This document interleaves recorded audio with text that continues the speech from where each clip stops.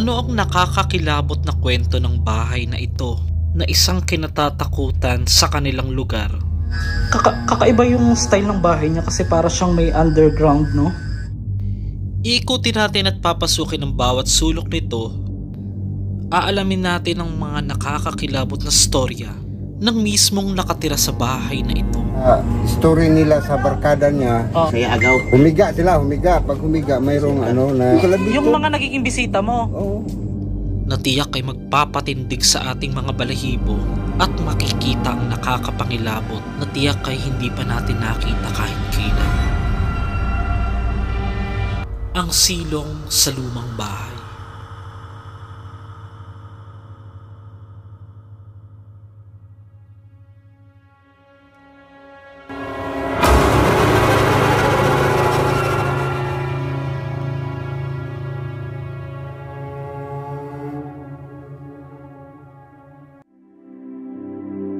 So ito mga master, nandito tayo ngayon sa Davao de Oro. Papasyalan natin, gagala tayo.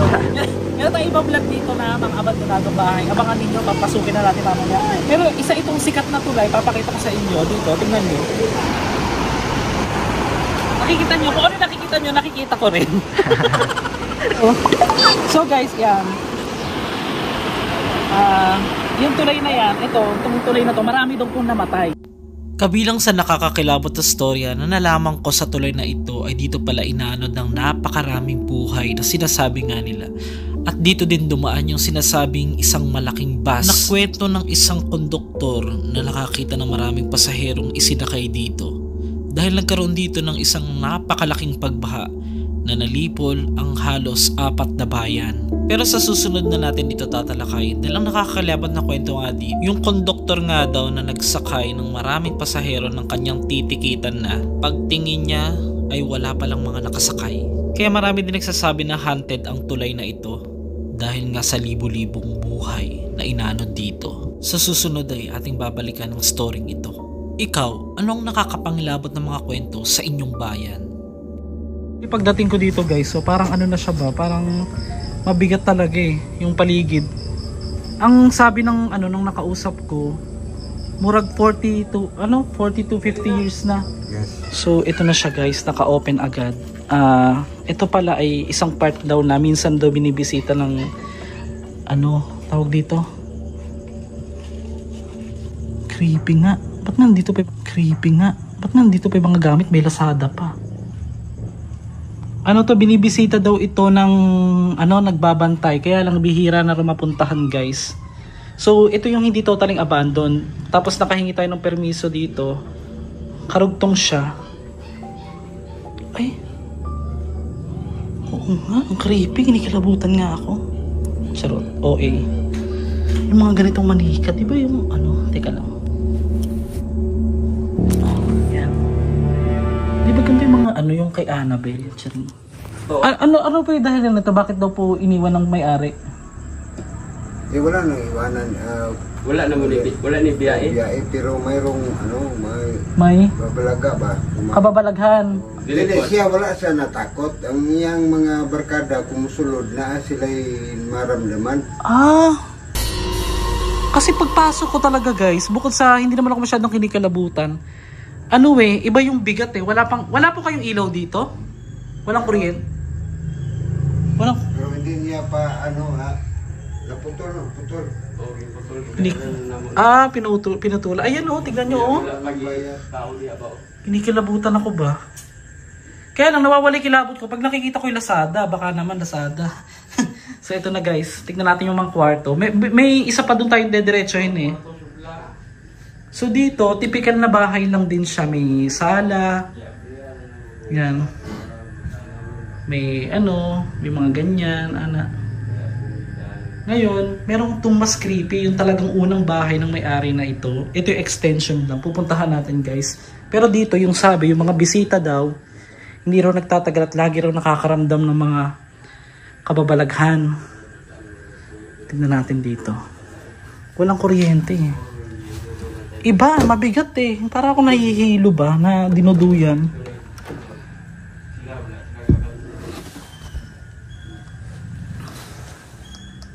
Grabe, ang bigat.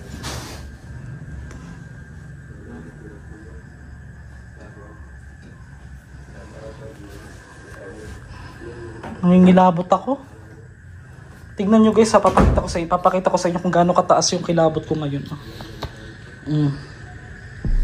Matagal-tagal ko na rin hindi na-feel yung gantong kilabot pag pumapasok ako sa sementeryo o sa mga abandonadong bahay. Pero sa pagkakataon na ito, iba talaga ang aking naging pakiramdam. Nalaman ko lang na yung palang kwarto na yan ang dating tinulugan ng kanilang mga bisita na kinakalabit sila at ang ilan itinutulak sa kahimbingan ng kanilang pagkakatulog.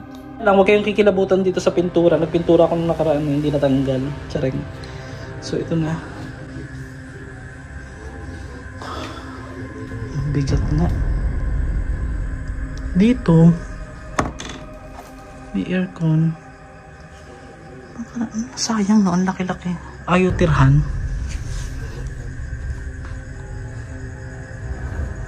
Grabe no. So nandun yung nagbabantay sa labas eh. Ako lang pumasok dito. So pasukin na natin yung isa pong part guys.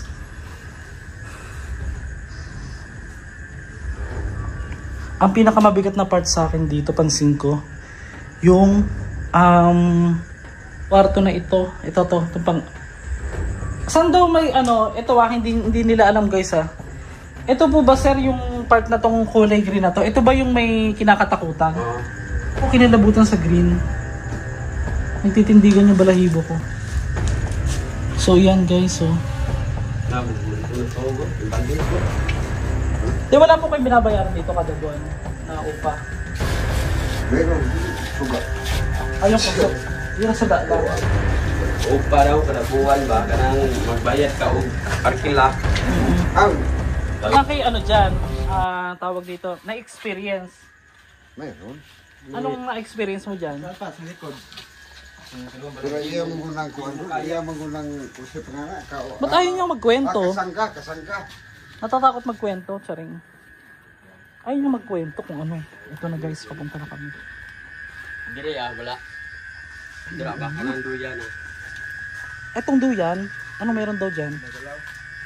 Magalaw yan. Gumagalaw, baka pag... Magalaw ng walang tao.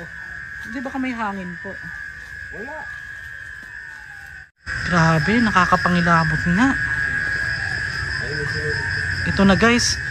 Actually, pabalik na kasi kami ng Davao kaya hindi na kami inalaw dito na magpagabi dahil delikado nga daw.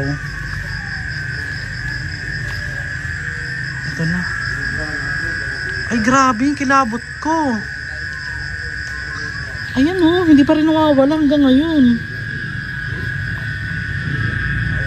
Ito na guys, pasukin na natin habang maaga pa para iwas takot ba. Dito yung may nagpapakitang black lady. Okay.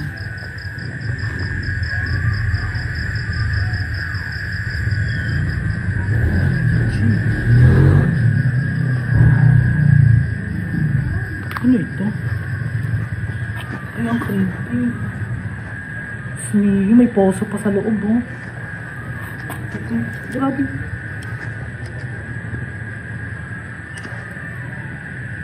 May ulo ng manita.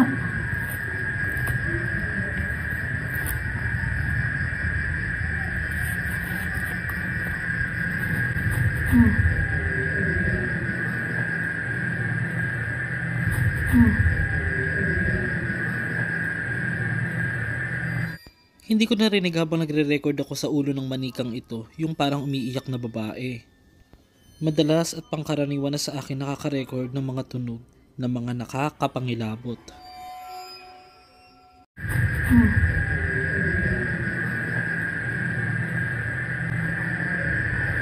Actually guys, talagang ramdam ko yung bigat Sa pagkakataon naman na to ay hindi ko inaasahan na talagang narinig ko na rin ang aking tenga. Ngunit hindi ko narinig ito noong umpisa. Pakinggang mabuting nakakapangilabot na pag-iyak.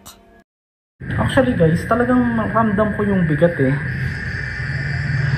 Dapat dito balikan natin siguro ng...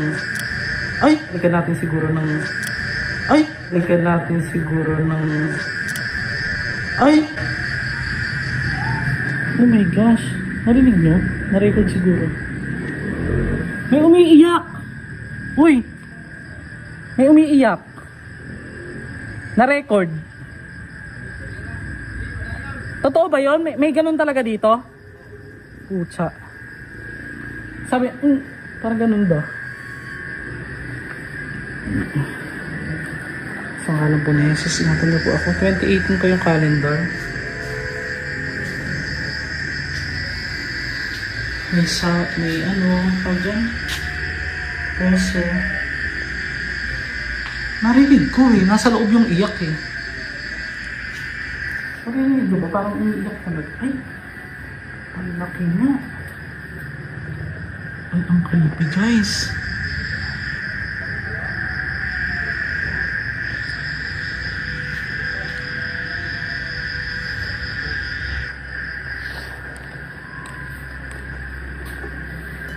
So dito sa part na ito, ako makaka-record tayo ng mga boses ngayon. May underground siya, may butas. Iwas lang tayo sa ayun, may butas din. Ayun.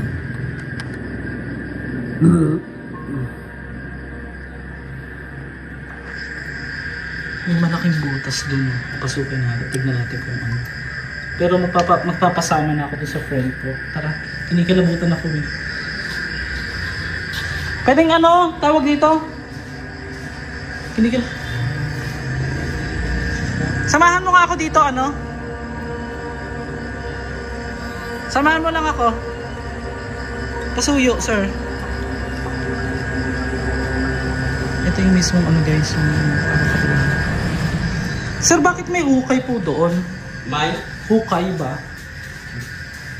May butas. Bak, ito tingnan nyo. Kasi may second floor tong bahay, di ba? Ba't ganun yung amoy? Ito yung 45 years na. Tama? 45, no? Kapareha na ito. Sabay lang, halos. Tignan mo naman yung style, mukhang luma na. So, gagamitin natin yung ating ghost app. Ito, may butas dito, sir, Bakit may underground yung bahay? Para tayo ba? Pasukin?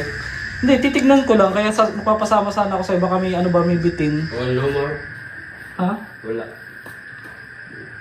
Ano mo yung mga sapot eh. Tanggalin natin yung sapot. Yan. Patunahan nyo na matagal nito guys. Hindi nyo naman sapot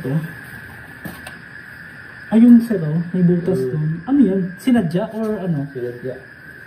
Kasi, ano? Nasaan na yung isang may-ari? Buhay pa rin naman. Kasi may bitin ba? Wala lang. Sawa. Sure? Pasukin ko guys sa ngalan po ni Jesus. Ingatan niyo po ako dito. Bigat.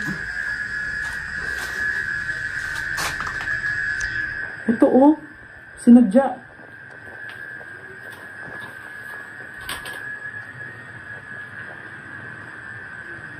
Ito na. Ang bigat. Parang may umiiyak Parang may umiiyak, sir.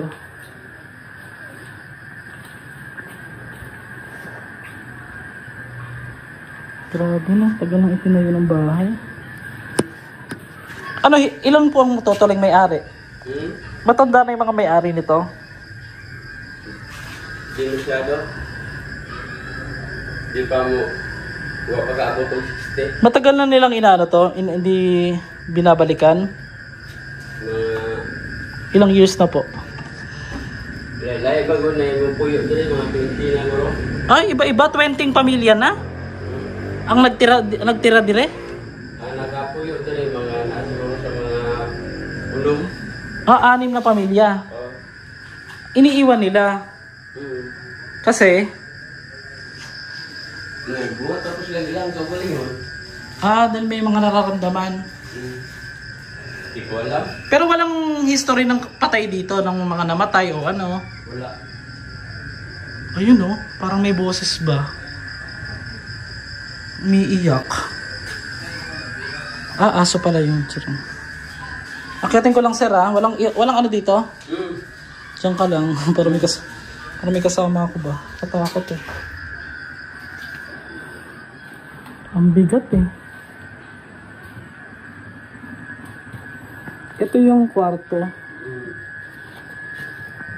Pagili ka na. Hindi mabuksan.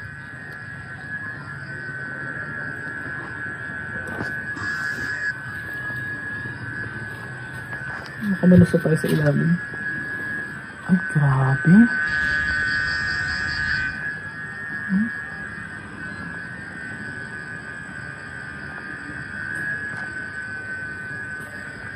May mga litrato doon. Style pa lang ng bahay, matagal na talaga. Hindi na tayo mag-investigate guys kung may multo, pero kung may na-record man ako